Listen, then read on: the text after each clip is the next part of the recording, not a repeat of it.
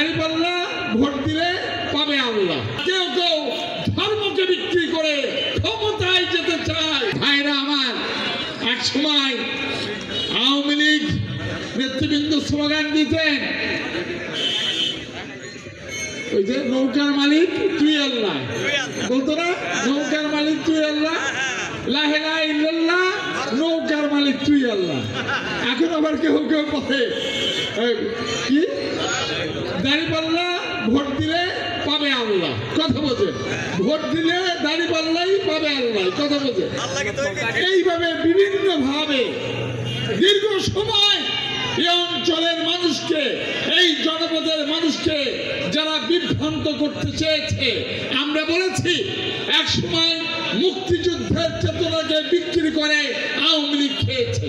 কেউ কেউ 24-এর গণঅভ্যুত্থানের চেতনাকে বিক্রি করতে চায়, আর কেউ কেউ ধর্মকে বিক্রি করে ক্ষমতায় যেতে চায়।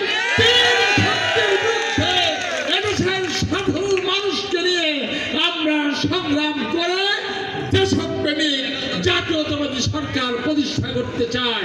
বান্ডেল থাকলে প্রতি সেনমানিতে টাকা বাঁচবে। বিকাশ সেনমানি বান্ডেল কিনে জিতুন প্রতি লেনদেনে।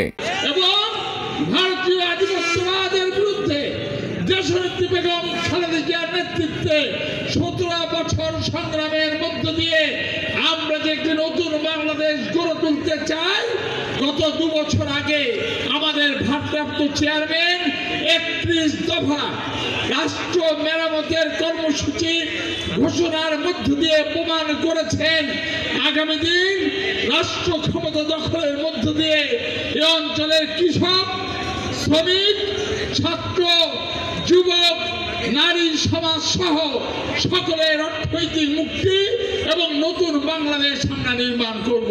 আমরা সর্বাগে বলতে চাই, দলের মধ্যে সকল বিভক্তিকে কবর দিয়ে দলকে ঐক্যবদ্ধ করতে হবে। তারেক রহমান বলেছেন, ধানের শীষের বিজয়ের মধ্য দিয়ে আধিপত্যবাদী শক্তিকে, অপশক্তিকে আমরা পরাজিত করব। ভাইরা আমার, সবাই অংশগ্রহণ করবে। আল্লাহ হাফেজ।